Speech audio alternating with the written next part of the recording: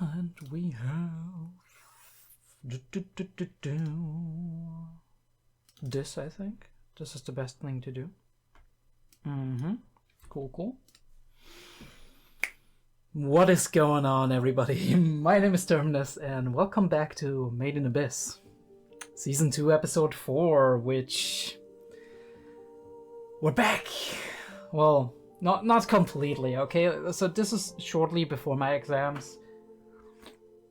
And I just felt like recording.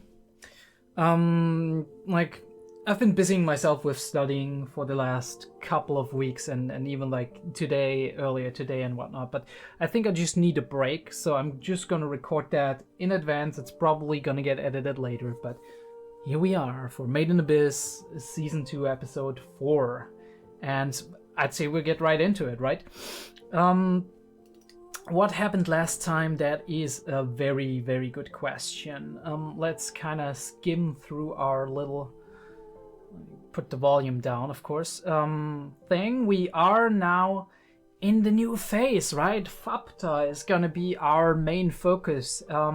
We are in the 6th layer of the Abyss. And it's been a while since I recorded, so I do really need that thing to brush up. I have a new video player, by the way. You probably notice it right away. I'm gonna try it out. It seems really cool and intuitive and immersive, so I'm gonna do that.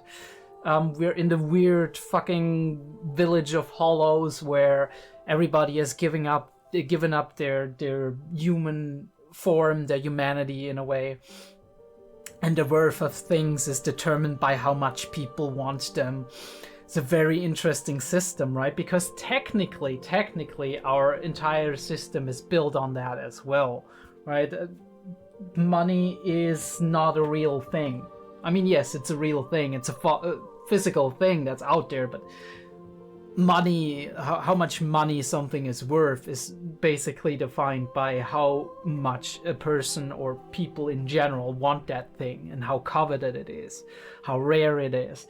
That's why you have systems like artificial scarcity that is being created. Nintendo, for example, with their Funko Pops or whatever, and statues of whatever game they're gonna promote, and they artificially keep them on a low, like, collector's level of quantity in order to get a lot of money from people to actually buy it and create this artificial scarcity out there. The same can be said about video games. Counter-Strike, to name like a very prominent example, of Valorant, where you do have those skins that you kind of like, I mean, especially in Counter-Strike, you have the loot boxes and the gambling and whatnot, where entire systems, illegal, mind I add, or barely legal systems, are built on just rolling the dice to see if you get a good thing and then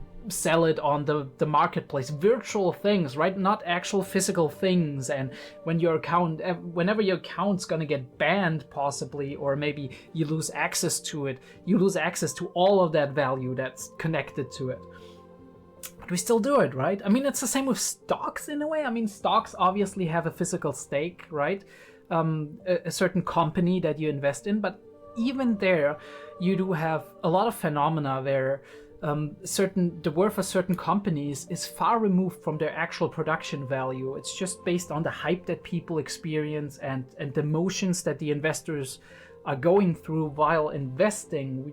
Like a lot of market researchers have found out that, especially in the last couple of decades, that the market values of companies were often far removed from what their actual net worth would be in terms of like what they produce and how much income they make, how much they actually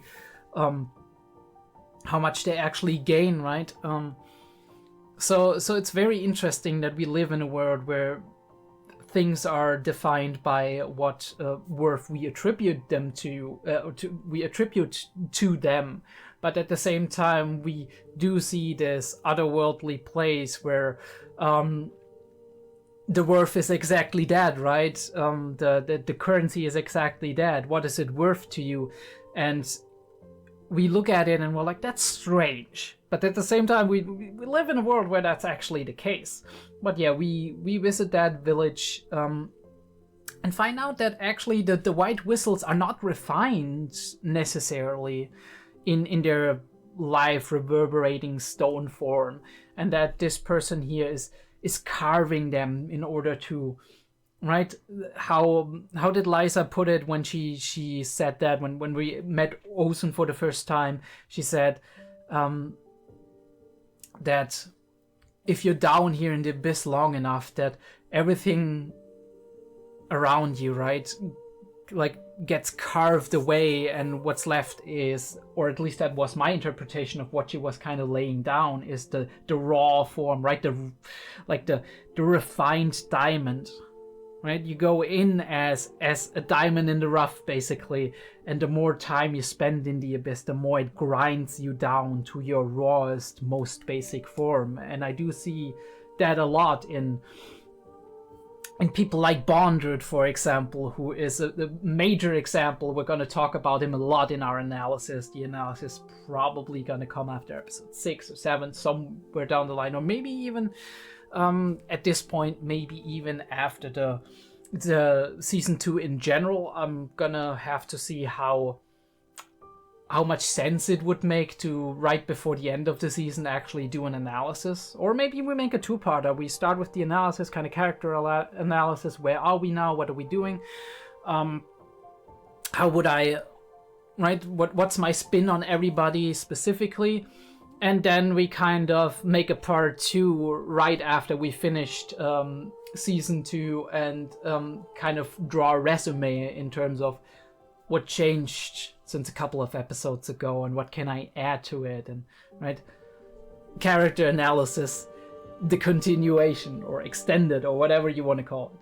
But yeah, very interesting, Bondrewd in his entirety, about how everything that he possibly was, we can only guess at that, right? Because we don't know how he was back before he sacrificed his own flesh in order to create the whistle, right? We don't know how. Maybe he was a person who cared so much for other people that he didn't want anybody else to sacrifice for that. I also ask myself how that works, because obviously there has to be some love between the individual who sacrifices themselves and the individual who the sacrifice is made for. So I do wonder if the relation here, the love that existed, was Bondrewd to Bondrewd himself, or maybe it was Bondrewd to the world in a very abstract, metaphorical manner. That could be a very interesting take on it, right? Being like, I sacrifice myself for my means, right? I sacrifice myself for this ultimate, almost ideological goal that I have in mind, to explore the abyss and shed light on it and bring a new dawn. And I don't want anybody else to sacrifice themselves for that, right? What kind of feelings possibly went into that, and how that is defined in the rules of the metaphysical rules of the abyss, because very, like, as in many Lovecraftian stories, or even stories that are just similar in structure and in connotations, there's a lot of weight being put on how the supernatural phenomenon that we are looking at interprets and applies the general rules it has to the metacognitive world of its inhabitants, and how they shape it and how it shapes them. So that is a very, very fascinating concept here. But Marketplace Stroll, that is an absolutely crazy, that is a crazy freeze frame. You get that on every anime production, though. It's definitely, it saves time. It's good to do it in a situation where you just have a quick snap of a situation, and you don't really need the characters to be too defined in this specific instance. You just need them to be present in the scene.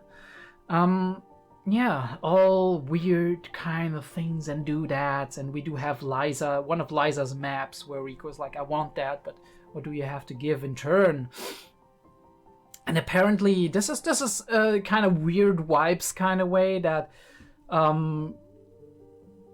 that he's like I would really very much like to buy an untarnished child. But yeah, I mean, that makes sense, right? Somebody who is very innocent would have a very high value in a space like this, where there's a lot of gruesome things going on in general. Although I don't know how innocent 𝐸𝐏𝐿 is. If we remember correctly, she did have... I mean, that is very subjective to interpretation, because she is a scientist, and we did talk about it for a short while, even though I think she is very contrasting to 𝐸𝐻𝐻 in the movie, where she cares about people and doesn't want them to be hurt necessarily. That doesn't mean that if she disassociates herself from it, right? If she distances herself from a person or an individual emotionally, that she doesn't see them as a human. In the case of 𝐸𝐿, for example, when she first met him, she kind of saw him on the level of a dog, and she was willing to experiment on him, right? Fire to his skin, trying to pierce his skin with all kinds of machinery, right? The little joke about putting a stick up his butt. You have to think about the inner workings of her while she was doing that. She didn't see him as a human. And now we see slowly but steadily, she wouldn't do that to 𝐸𝐿 right now, because we see that at the end of the first season, she kind of becomes more and more aware of 𝐸𝐿 as being an actual living individual, living thing that she really likes. I mean, it starts very early on, but obviously cognition changes over time and slowly, step for step, and oftentimes the line is blurred and you can't tell when you start thinking about something in another way. But at some point she started thinking about 𝐸𝐿 in another way. We have that in the movie very prominently. We have it before that, even at the end of season 1. Yeah, really, really cool, really neat. This one likes just be surrounded by little animals. Basically our otherworldly cat lady. We have all kinds of different people. They're very interested in 𝐸𝐿, because obviously 𝐸𝐿 is a relic of the netherworld, and as such very unique and very fascinating.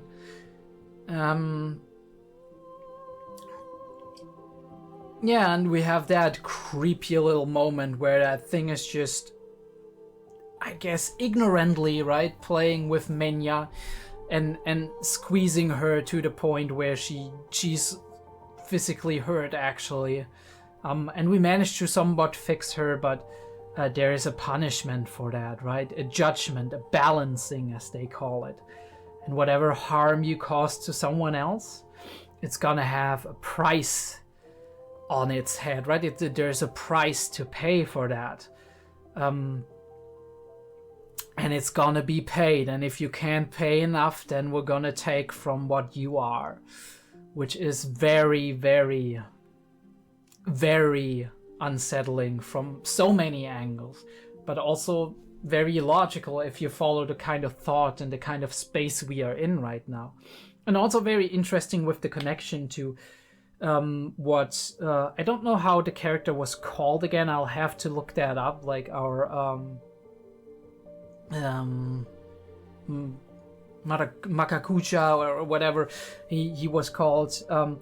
What he explained to us, that some people, through that transformation of becoming inhuman, they actually take the shape of all kinds of things, not just bodies, but also just somebody, for example, who took the shape of a I think it was a gas or a smell or something, and then you can kind of bind yourself, or you can, through that thing, that entity that balances everything here, you can request to be bound to a body, to use as a tool kind of to interact with the world, because it's obviously very difficult if you are only a gas or a smell or a shapeless being that to interact with the world around you. And we have that theme with Nanachi, actually, that a lot of our commenters mentioned about how Nanachi in a way became what she wanted to be, which is all cute and fluffy and nice smelling, which was the opposite to what she was when she was down in the north in her homeland, being an orphan and just barely scraping by, collecting things from trash. And in a way, her acting embarrassed in a lot of these situations where she gets kind of fussed over and like kind of hugged and touched and cuddled by Reg, and Rico might just be a very kind of bashful reaction to something she enjoys, though, right? But yeah, Rico eats whatever Rico eats, as she always does, and it's not ending well. I mean, that's a typical Gooba Rico thing, right? That's par for the course at this point. But Reg and Nanachi actually want to use the time to check out what's happening. Very interesting what we're saying here. They seem to be in a hurry somewhere. We do have that. And oh, wait, give me a sec. Yep. We kind of just Faputa, yes. 𝐏𝐢𝐏. Very rare. Can go anywhere and will never perish. And that's why she is kind of the princess of the the princess of all of that. And 𝐏𝐢𝐏 wants to show Nanachi around while Reg uses that to check out Faputa, who is, as we find out by the eye color, by the intro, by the general exposition we get here, is the little tribal girl who went with our main character here, who has a name, by the way. A name I forgot again because I only read it one time in the comments when somebody mentioned, hey, this is what somebody called her in the first episode that we met her. Great that I'm always jumping over that, but it is what it is. So this here, like the one on the lower side here, that's Faputa, and our red-headed main character. I'm gonna look that up before the reaction starts, so we can actually refer to her as what she is called. Although we actually might really hear her name in this episode because we're about to possibly meet Faputa. As always, great art, great animation with like the almost string of fade-y kind of thing going on, but at the same time it looks almost biological in a way, right? Love that. It's a great way to do a very simple but also a very effective intro to kind of display the emotional themes that are going on here. But yeah, very cool, very interesting. Guys and girls, I would really appreciate if you subscribe to the channel, checked out the Discord, checked out the Patreon. I think starting this episode or episode 5, it's gonna be on the regular schedule again, because that's gonna be when I'm past my exams. So we're gonna have Made in Abyss every week, 1 to 2 week early access, probably 2 weeks. We're gonna have 𝐸𝐬𝐏, we're gonna have 𝐸𝐸𝐾 Kaisen in probably end of February, depending on how it's gonna turn out. Maybe it's gonna be March, I don't know. It depends on when I have to move for university and how this is gonna go on. I was planning to move a little bit earlier already, but it didn't happen. So shenanigans in real life stuff, it's gonna happen, but we're gonna see it. Check out all the socials, check out the Discord. It's cool to talk to people live on Discord. Always a nice thing. And let's get into the episode, shall we? Alright, so our character's name is Wiko. I don't know how to pronounce it. Wiko. We're gonna find out with Faputa being around the corner. There's a couple lies, by the way. This is not coffee, this is actually tea. Peppermint tea, to be precise.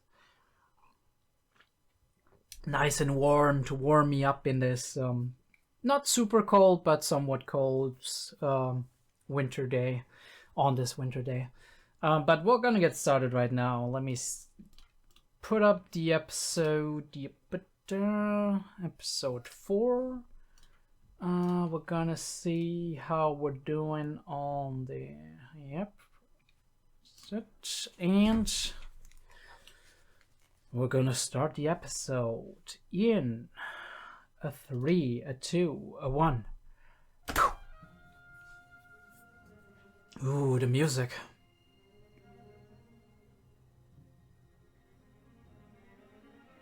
Rek already having his arm raised, of course, because of the automaton.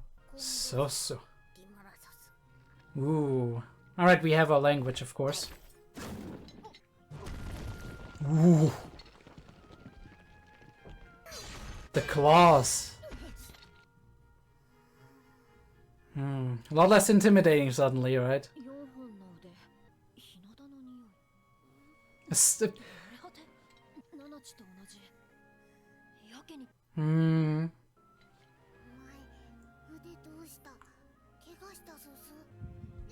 Showing concern. Memories!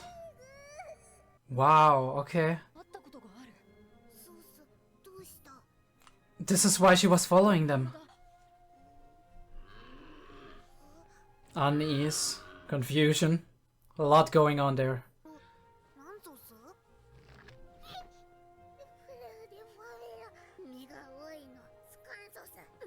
Right.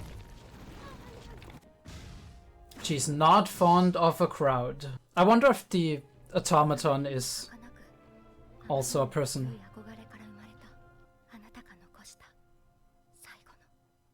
Left her to prosperity. Ooh. Still very curious about what 𝐏𝐢𝐏, maybe I said the name wrong again, but what her deal is about and where she is. The song ceases. We talked about it before. It's about like the first intro, right? The song is Liza calling basically, but it's also the parallel, right, to the song of adventure for the previous party. It's also a nice way, in my opinion, to use the intro to kind of tell the story a little bit, right? Show, don't tell, of how our new group of adventurers made their way into the abyss. I don't know if that was in the manga, but it's a great addition either way. And as always, the animation is spectacular. How did they get separated? What happened? And how does Rek know her?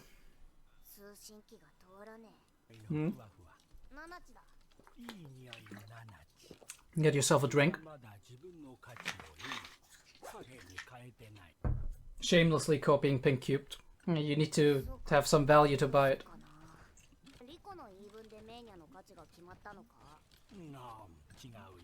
Yeah, explain it again.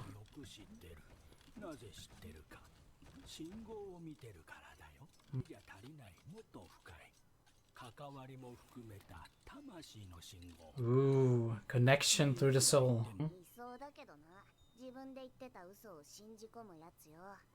True point, 𝐸𝐸.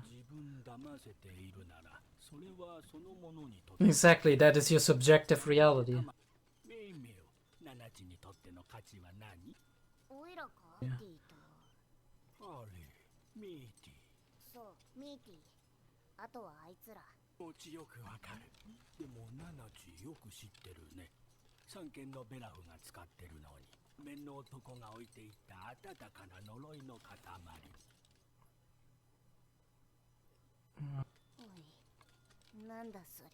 I didn't quite catch that.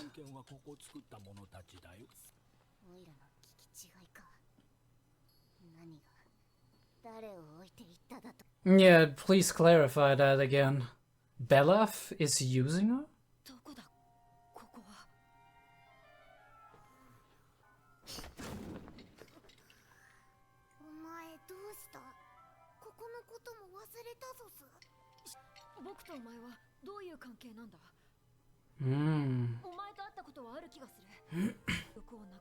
Exactly, Rek. Explain it. Revelations?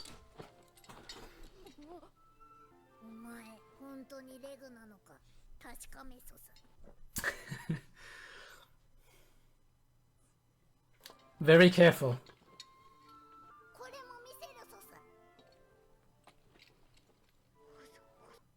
Smells like reg, I guess.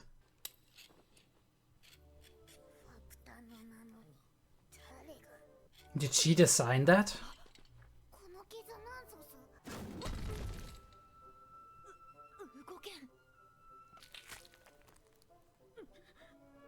All right.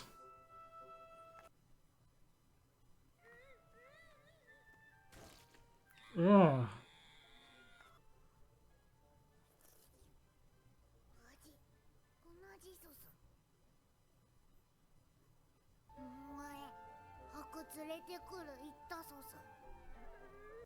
Haku.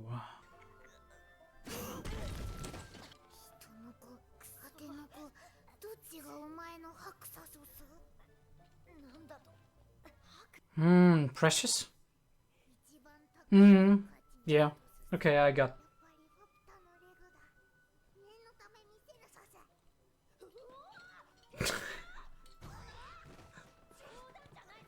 Questionable.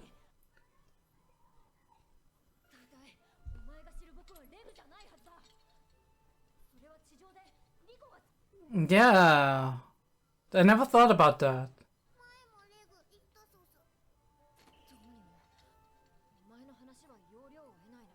This is so weird.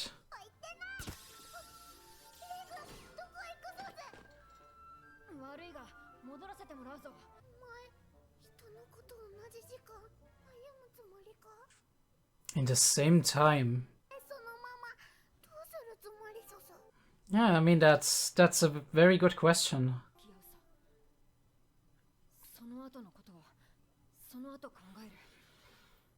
I mean, I know that's what he feels like, but it's a very good question indeed. What emotional connections do they have? Because they seem very intimate in it, or she seemed very intimate to him. And does she know Liza?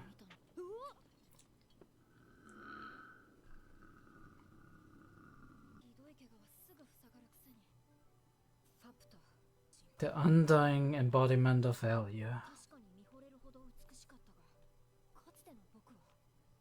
No, that is interesting. That he found her beautiful.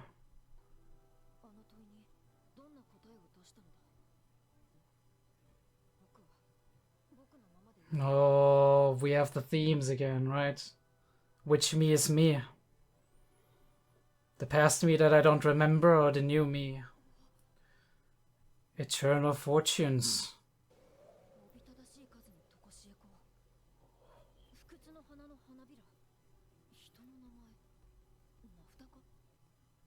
Where are they coming from? From all the way up?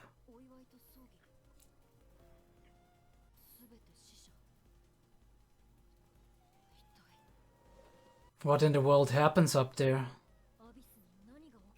The 2000-year cycle, what is it? Oh, Rico has it bad. Ah, that is a bit... A couple of disturbing things this episode.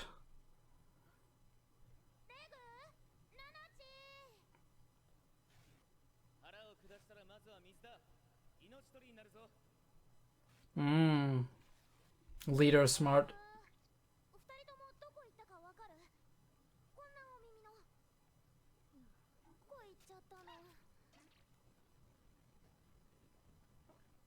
Follow the commotion, I guess.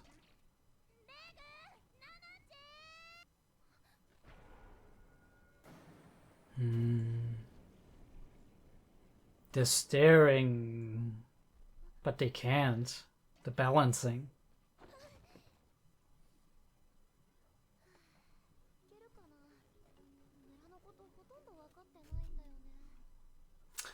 Not easy to find your way in a new place, right? Riko's a cave raider. She's gonna figure it out. Or maybe she stumbles upon something interesting. 𝐸𝐸𝐩𝐸.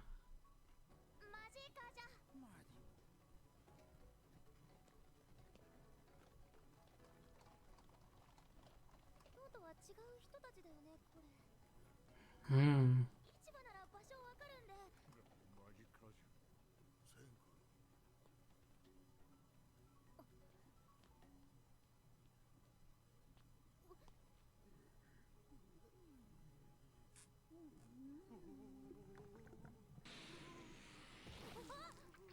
Danger.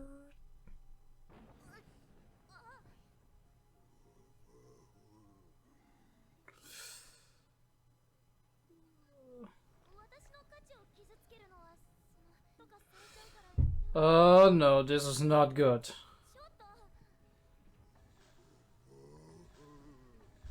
Ooh, this is evoking some very weird vibes. Why do they keep...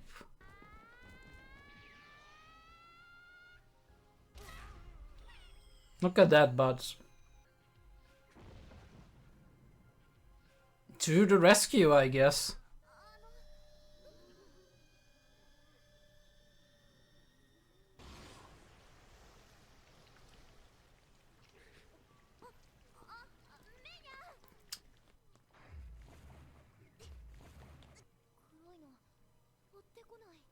I'm very curious why they can't help themselves. That is very interesting.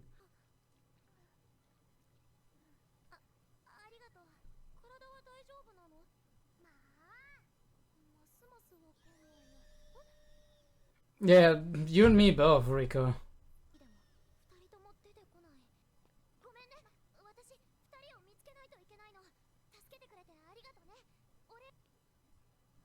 Poor fucking Menya, I swear.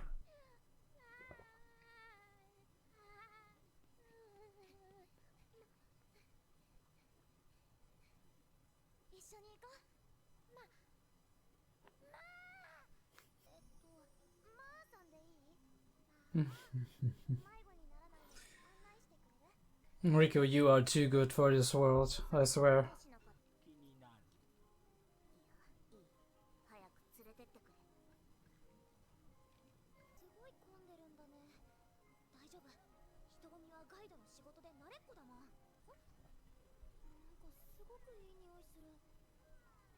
Food?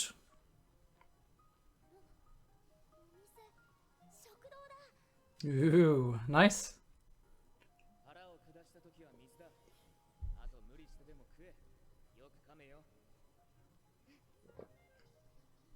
Alright, gotta get some grub.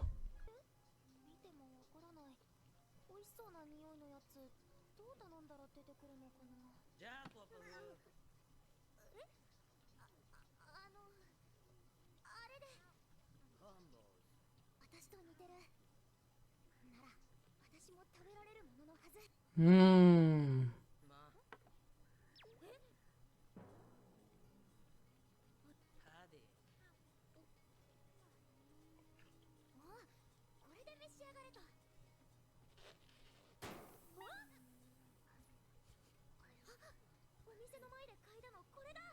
Alright, time to eat the weird stuff.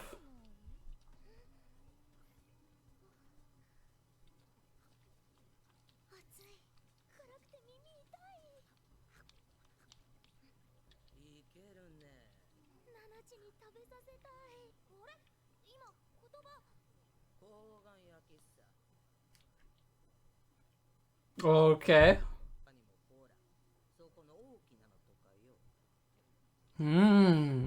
People you can communicate with.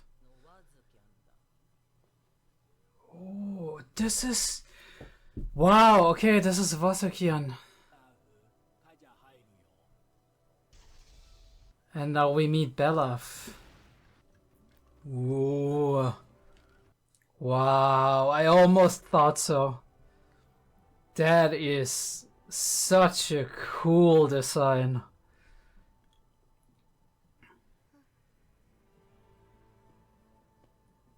That is such a cool design.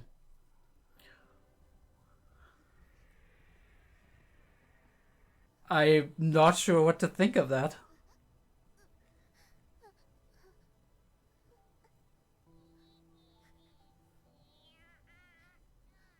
Wait, what? But is it actually what? How? What? Or does it look?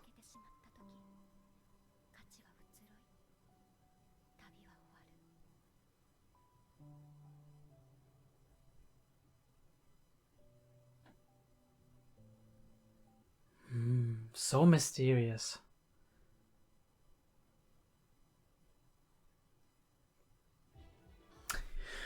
I have more questions than answers. What the fuck? Like, is it actually Mitty? I mean, it looked like her to a degree. But how?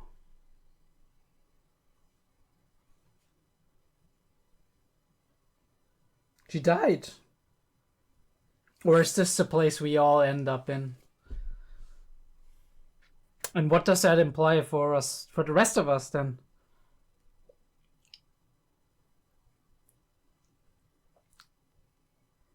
I know there's like a lot of these shapes, aside from being like a water drop and whatnot, they kind of imitate Faputa's form here and there. We do see kind of constructed the way that 𝐿𝐻𝐢𝐏 or however she's called,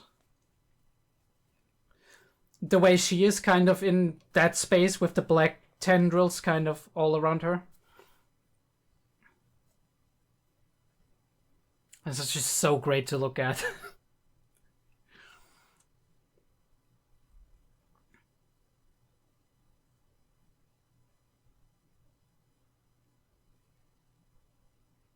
Yeah, so confusing, really. Maybe I didn't pay enough attention, but honestly, I think I kind of got most of these things. Belov's design is really cool. And I mean, Waku-chan's too, but... You know, like... Bella peak design, really. Concealment. Yeah, Alright, I guess we can look at it in a second. But that's it, right? That's the that's the 4th episode of Made in Abyss, Season 2. And it is super confusing. I mean, I'm not complaining. There's a lot of questions that we can look into, and again, we do perpetuate this theme of value, right? And I have a little bit something to say about these kind of, I don't want to say goons, but these people who supposedly couldn't help themselves but get their hands on Riko and Menya and do what they're not supposed to do and what they should know that they're not supposed to do. But it's not always that easy now, is it? But yeah, I'll see you back in the discussion. I'll hope you come back to YouTube and peek in a little bit, listen a little bit, put it on in the back maybe.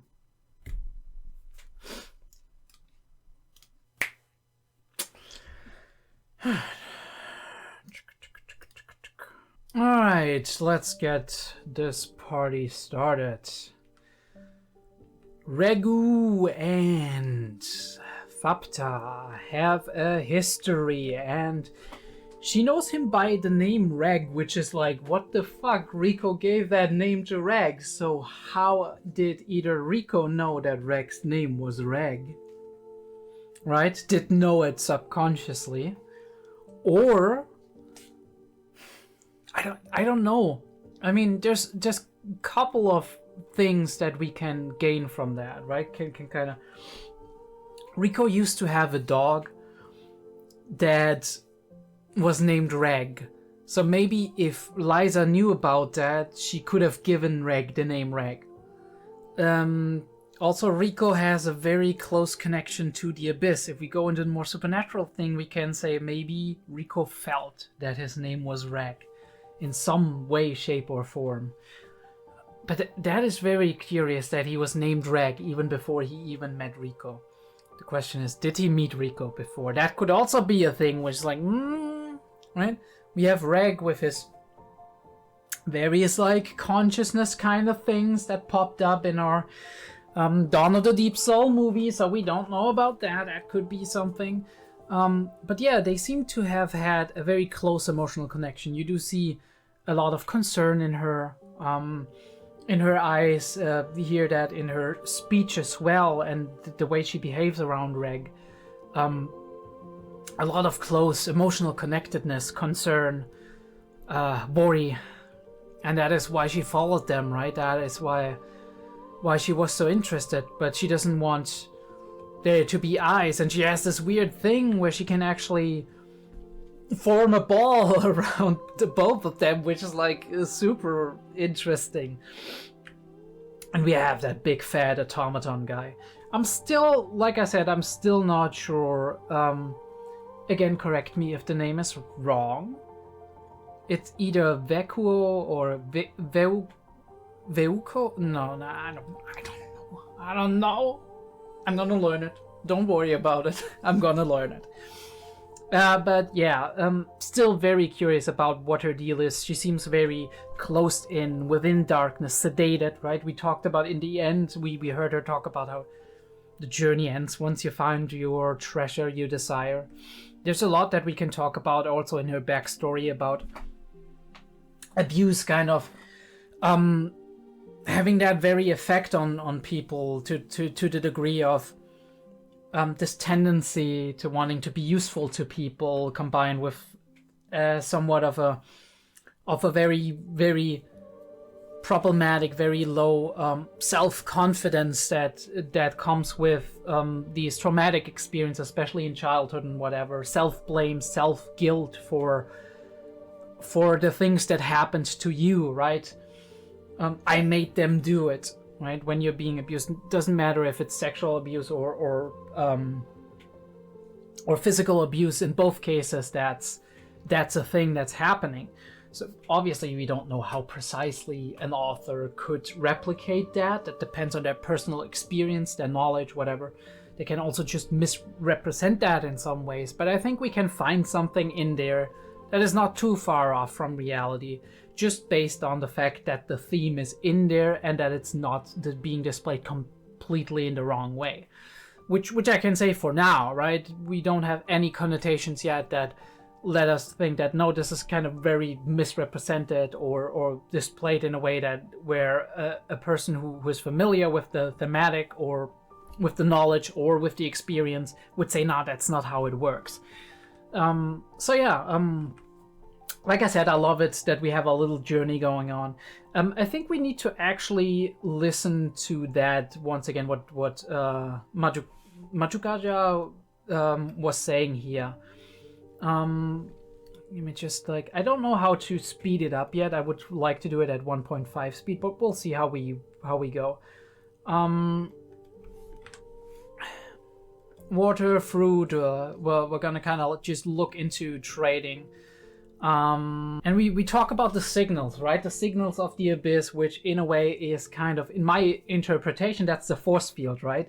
That we saw in episode, I think 11 or 12, when Nanachi kind of taught Reg to fight the orb piercer, and the orb piercer is literally reading the mind fields, right? The way the mind influences the environment within the abyss is reading that, and basically based on that is reading your intention, and your only chance to actually get ahead of these predators is, or beings that can kind of read that, is to actually kind of turn off your brain and not think for a second and be very spontaneous, right? So that either they can't read your thoughts, or at the very least they can't react fast enough to your to your thoughts, right? Because often enough, if you try to empty your mind, right, that's also a psychological technique, of course. Empty your mind, kind of just trying to get all of the thoughts out and just be in the moment.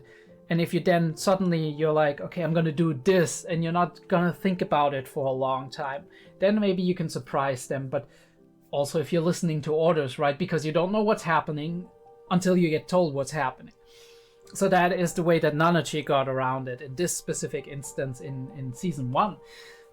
But yeah, I think these signals, right, in your mind, that's basically the same thing, the thing that Nanachi herself can see as well.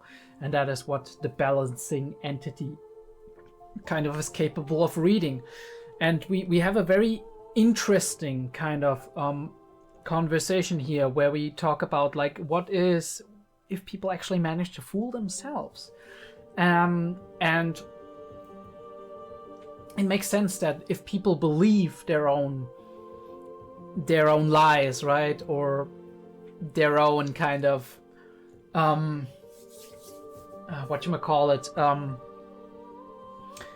people kind of just push away reality to a degree and just kind of want to deceive themselves, and they actually manage to do it, and they manage to do it to a degree that they actually believe in the things themselves, then that is their truth, their subjective truth. Our entire world is based on our perception. Our entire world is based on how we see it, how we interpret it, and everything that we see and that comes in, that we process and that we end up interpreting, ends up being what we are and who we are and what we truly believe in. And that's our truth, that's our world, that is our mental landscape, and it is as true to us as it is to everybody who believes in that. It is absolutely our truth, and in this case that's what the thing reads, right? In this case we have the subjective experience of value based on what we think about it, based on what cognitions we do have about it.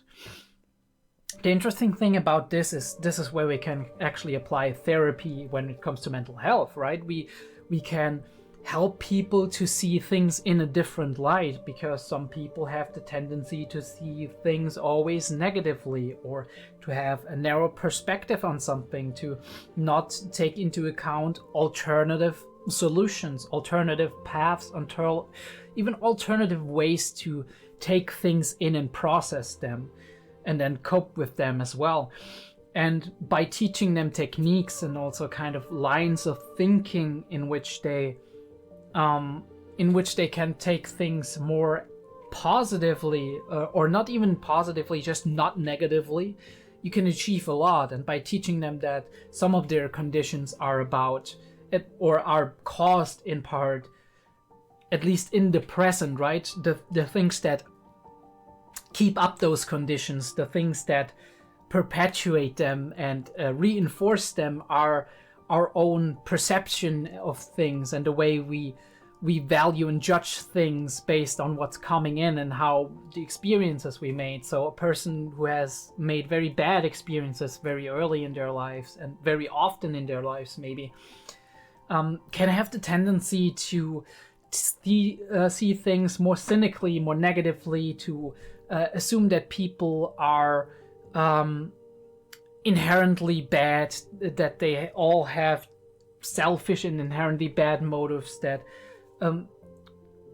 and by kind of trying to change that cognition slowly over time, by making new experiences, by actively thinking about and realizing that this is kind of what perpetuates your miserable state that you're in, you kind of can somewhat change that. Obviously it's very hard. It requires a lot of effort, a lot of understanding, a lot of also just not telling people that they're wrong, but understanding that the way people think and the way that they experience things are valid, and that they're understandable based on their personal life experiences, and kind of validate that, and not tell them they're crazy or they're different, or tell them that this is understandable, knowing about them what you know about them. And that is kind of what the therapist tries to do, especially in cognitive behavioral therapy. And then we have other therapies that are going further into the past and trying to work out where all of these issues originated. And obviously we can kind of just also change things based on that, right? Every human kind of has basic assumptions about, right, basic concepts, basic schemes of how the world works and how things work, how, right, on the social level as well as on a practical level. And we can work on those as well, right? Because these kind of also cause, over a long period of time,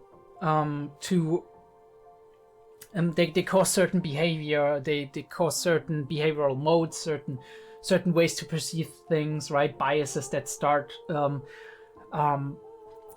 emerging, right? And biases that are not necessarily always good for us and ourselves, even though they are technically functional, because we use them to protect ourselves from future bad experiences based on the bad experiences we already made. I mean, that is the crux, that is the problem, that is the tricky thing about being a very effective organism that is very adaptable. We are, in a way, very well defined by what we went through. Now, obviously, genetics plays a part in that too. We do have dispositions, right? We do have tendencies to maybe be more vulnerable to certain things. But beyond that, it's often we make bad experiences. And based on that, our own brain, our own being, is trying to protect us by learning from them. But you're not always learning the right thing. Sometimes you're just learning dysfunctional behaviors. But enough about that kind of tangent on how we perceive things and how our truth is our truth, and that's how it is, and how we experience things. We go on to say something that I found rather interesting, right? We mentioned Mitty here, and 𝐏𝐢𝐏 kind of recognizes Mitty. But 𝐸𝐚, how do you know her? And I'm like, what the fuck? Mitty was up there, she's dead. Belaf of the Three Sages is using her after all. And we see it later. It looks like Mitty, but how did she get there? Was she always down there? I mean, I do certainly hope that 𝐸𝐚 didn't get the wrong person when she escaped from 𝐸𝐸, but I don't think so. 𝐸𝐸 recognized her as Mitty, right? Did her soul get split down there? But why does it have the same shape as Mitty? Very, very curious. That warm mass of curse the masked man left behind. The masked man? 𝐸𝐸? How? Why? But we killed her, right? So this is an element. And then we got the Faputa thing. She asked about what he forgot, and he explains that he doesn't have a memory, and she wants to make sure that it's actually him. And I love this face, like the eyes narrowed and very suspicious, very, very cautious manner, being like, are you really that kind of person, right? And it kind of sounded like, from the dialogue, it kind of sounded like Faputa made Rag, or at least made the arms for Rag. And the reason why I believe that is also that this automaton is outside.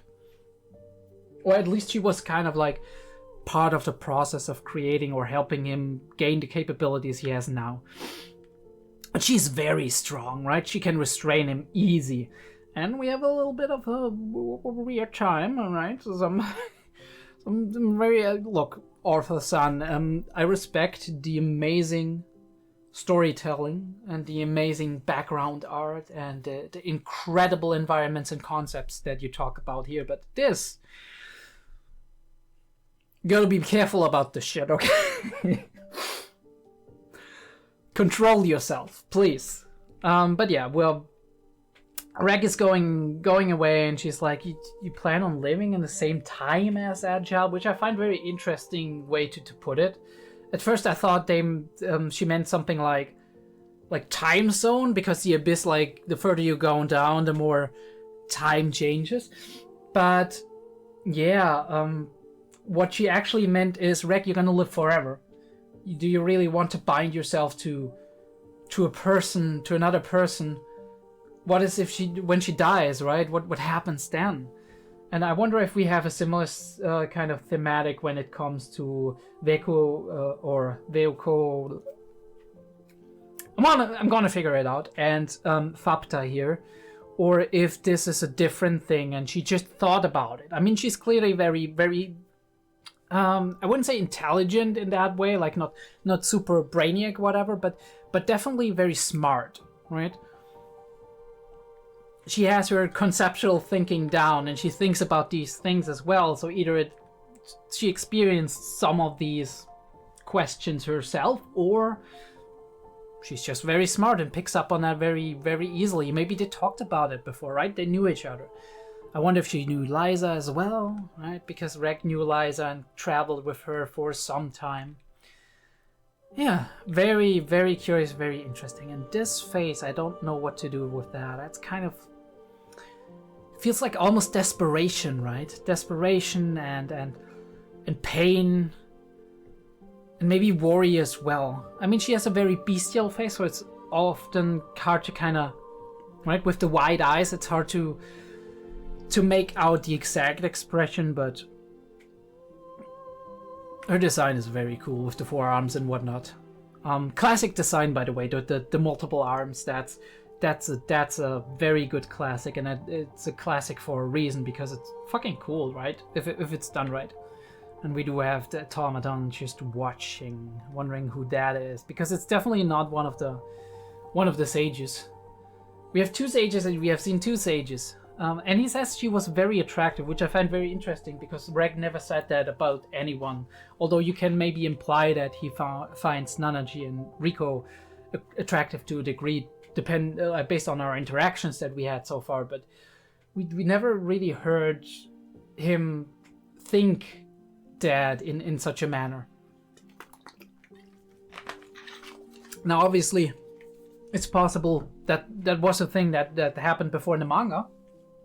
We just didn't see it, so you'd have to ask, why does the anime leave that out? What is the intention behind that? Did they not consider it that important and whatnot? We had that one scene where somebody commented on episode 13 of Made in Abyss, where we had that little bath scene where they said that in the manga, actually, Riko becomes more aware of like 𝐸𝐿's reactions, and then she's embarrassed, which for me is a very important piece of the puzzle, because at that point we do get the payoff for all of these couple of scenes where 𝐸𝐿 is embarrassed around Riko for being naked or being forward with him.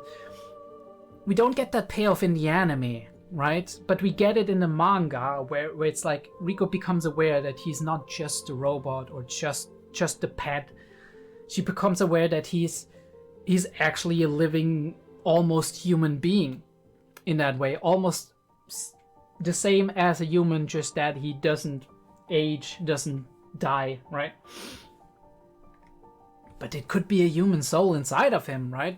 We haven't talked about that possibility yet. We had that soul thing in the movie. He could be a robot, an android, basically housing a human soul. All possible. But yeah, and he asks himself, am I the same person that I used to be before I lost my memory? And once the memory comes back, am I gonna remain the same person? And then that kind of gets philosophical. It gets into the fundamental questions of life, right? Am I really... What makes me me? Is it just my memories? Is it the things I've done? Is it the experiences I made? Is it... Right? Because all of these things make me. And if I lose something of that, my memory, for example, in cases of amnesia, doesn't matter if it's retrograde or anterograde or if it's total amnesia, right? If it's temporary or if it's permanent, because even the temporary thing changes something, right? You lose your memories, you don't know who you are, you build your character up again, and then you add to that the person that you were before. So who are you now? Are you the person you were before? Are you the person you were since you lost your memory? Are you both? Where's the line? It gets blurry in that way, and that is a very fascinating concept in and of itself. How much are we defined by our memories? How much are we defined by that? Obviously, there's temperament and personality, and we do see that, at least in this interpretation in this story, we do see we as the audience see clearly that 𝐸𝐿, even in the beginning, when he lost all of his, or 90% of his memories, already has kind of a very distinct personality, which tells me that, yeah, it stayed mostly the same probably across both of those.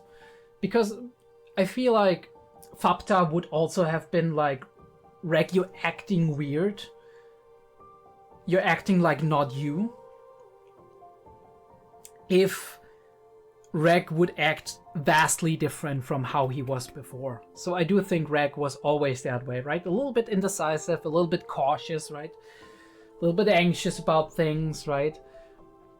A little bit embarrassed about other things, but yeah. And she said my Reg, so there has to be a very close connection.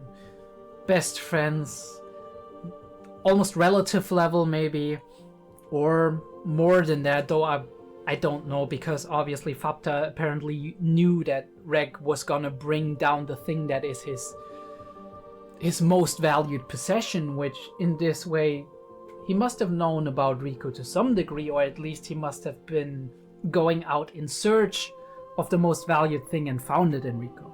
So there's something. Although I don't know if it's Rico or is it maybe Rico and Liza in a way, right? Like, is it transferable? Is it a mother and daughter? I mean, maybe it would water down the message. So I don't know about that. We have the internal fortunes, which in my opinion, what is happening up there on the surface, right? Is that happening at the same time when we do see in season 1 that Kiryu is dead and they spread all those eternal fortunes as a sending off ceremony, right? As funeral, right? As a funeral rite. And the question is, how the fuck did it make its way down here, right? Then everything else must make its way down there as well. Like, I jumped down into the abyss, I'm gonna land here in the end? Is that how it goes? And what then is the Sea of Corpses? What? Very strange. All of it, every time, and all the time. And you get one question answered, and you have 5 new questions. But yeah, oh, that is such a fucking beautiful. I mean, even the one before, beautiful shots, beautiful shots.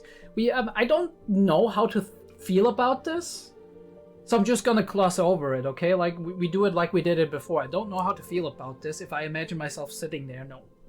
All of the nope. Okay, we just move on. Maybe that thing is like the most value, the thing of most value for it is gonna be poop, okay? So we're gonna just jump across the poop jokes.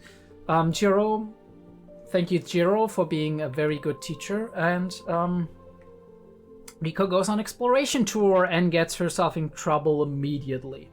This is so strange, like that had real stranger danger energy, talks to people and suddenly she's surrounded and it's a trap kind of, like they're like, nobody's gonna know, of course. What the fuck, how long have you been living here, right? 𝐏𝐢𝐏 said it clearly, it can read your mind, it can read your intention, it's gonna balance it either way. I find it very interesting that they do it anyway, right? Despite knowing the consequences, they did a really good job of making it creepy and disgusting as hell, right? That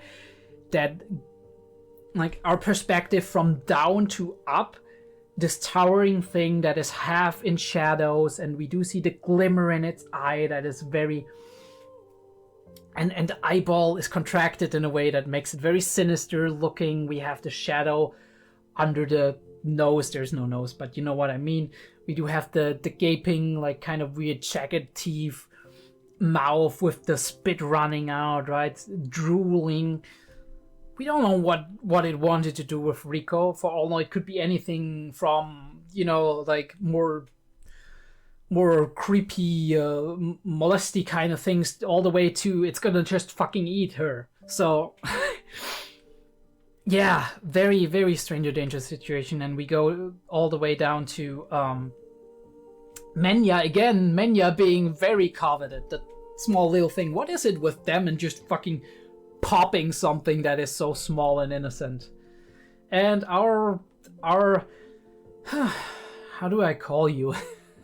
Ma coming to the rescue here, despite having done something wrong the last time, but having learned it's her lesson, I think. Maybe, I don't know, maybe ulterior motives, or she learned her lesson.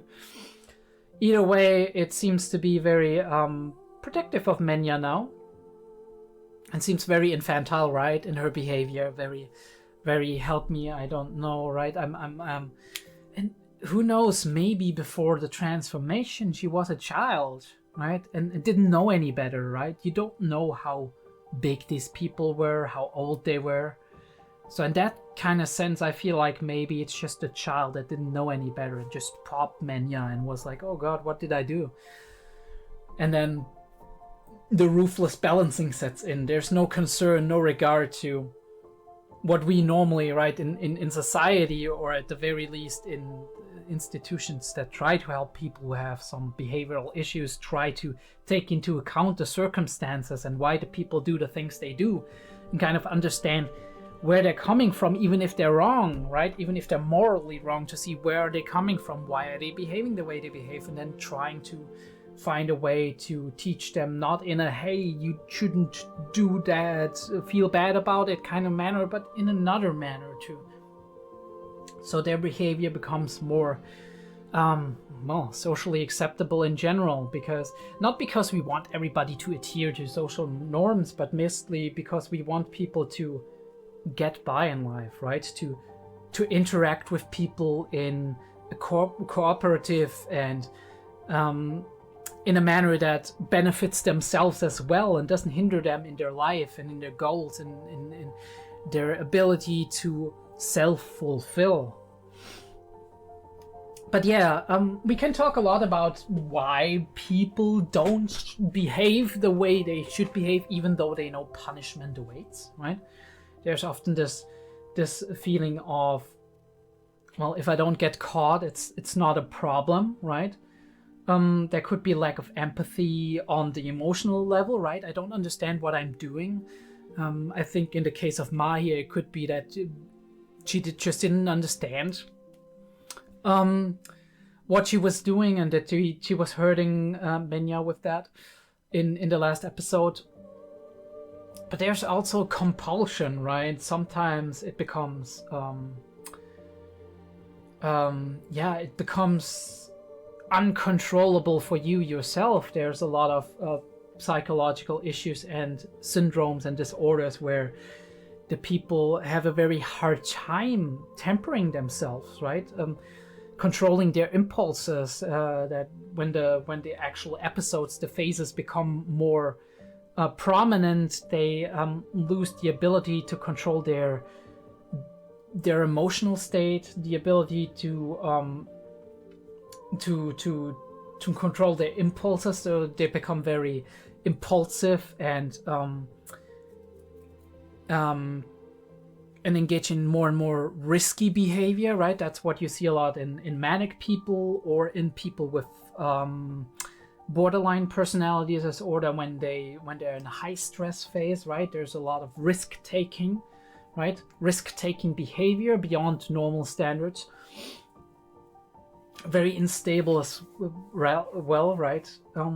So yeah, I mean, there's a multitude of reasons why we can't always control what we're doing, which doesn't mean we should be absolved of all of our actions within that spectrum, but to understand how to heal a person potentially, or how to prevent a person from getting there, you need to understand why they do the things they do, right? Why they don't adhere to the rules, or why they adhere to the rules in some cases, right? We do have, like, just a couple of days ago, we had that topic in one of the Discord servers I'm in about, like, the obedience in fascist societies, where there's a lot of, like, right, diffusion of responsibility on the actions that have been done, right? If they've been ordered from up above, and Milgram experiments, you can look that up. Thanks, FBI. But yeah, always very, very interesting, but very horrible in the moment. Very creepy, all of that.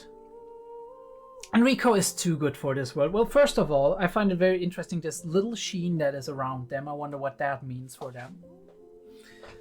If that is foreshadowing, kind of plays a role later on. But either way, Rico is being the nice person and appreciates that Ma here. I said, oh god, I can't look at that. And that fucking 𝐿𝐻, what the fuck is this thing? Alright, that Ma actually helped them and appreciates that and takes her with her, which is very sweet of her. I think she kind of recognized that Ma's very green, very infantile in her behavior, and baby, she kind of sees her as a child now, in her own mind. And maybe that recontextualizes what she did in the beginning, right? That she didn't quite get it and understand it, and that she didn't necessarily mean any actual harm with it, even if she caused harm. Yeah, and we eat something, which is great. Once again, leader putting his thing in, and we find out that, hey, first of all, that's apparently cooked up genitals, so... I'm not the Bear Grylls kind of dude, I'm sorry. I'm not gonna eat camel testicles in the desert, I'm sorry.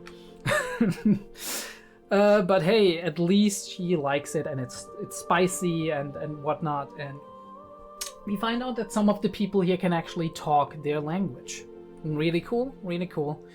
We do have 𝐸𝐻𝐿𝐻, however he's called, the leader of the previous like explorers party here, and that is a very, very cool design. Like, that's a cool design, and it kind of fits him, right? Bizarre, eccentric, and even from the, I don't know what it is, but in a way they kind of really Vasukian, I'm sorry.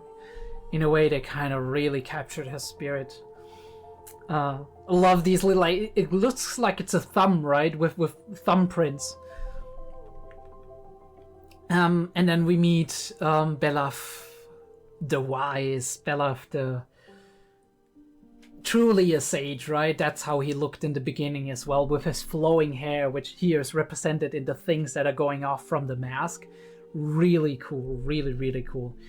And a weird mask on a long body that looks like a serpent. And we see seemingly Mitty in the middle of all of this. How did she get here? What does he do with her? What is happening here? And we do have that little moment here.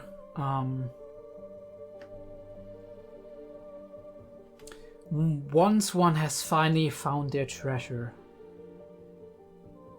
what they value will shift, and their journey will end.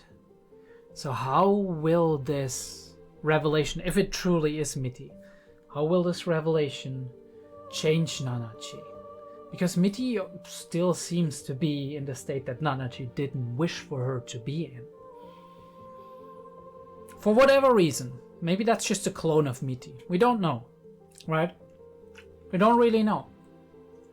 But how does that shift Nanachi's expectation and her desire to move on and continue exploring with Rico and Reg?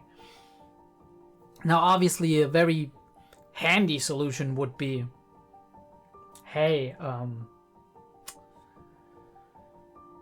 I just had a thought that has nothing to do with that, so I'm sorry for pausing there, but yeah, maybe a very handy solution that would be, okay, you didn't die, or you kind of came back, or whatever. I'm going to take you with me, right? I'm going to offer Belaf something of enough value to him so I can take you with me, and we're going on the journey together. That would be a handy solution, but it wouldn't be an ultimate solution, right? Because in the end, you arrive at that weird in-between thing where Mitty is still in the state that Nanachi didn't want her to be in. But maybe now we can cure her, possibly, right? Now that it's hopeless anyway that she'll die with Reg's beam. Yeah, maybe now we can. And then you have to ask him, what does Reg's beam exactly do? I mean, he destroys a lot of material, but does it transport that? I mean, it scorches it. We think we scorches it, and it looks like it scorches it. And it's kind of more like a tinfoil hat theory of mine. But yeah, the thought I just had, very interesting, is that the thing that surrounds Veku is the balancing thing, right? It looks exactly like the balancing thing. So is she the soul of the village? Is she the balancer? in a way? Or is she appeasing the balancer in a way? What happened? What transpired?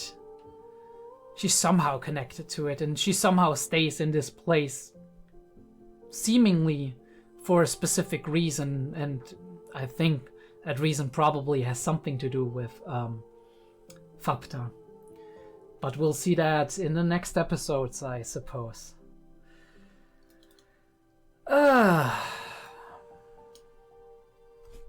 What a series. What a series, friends. Wow.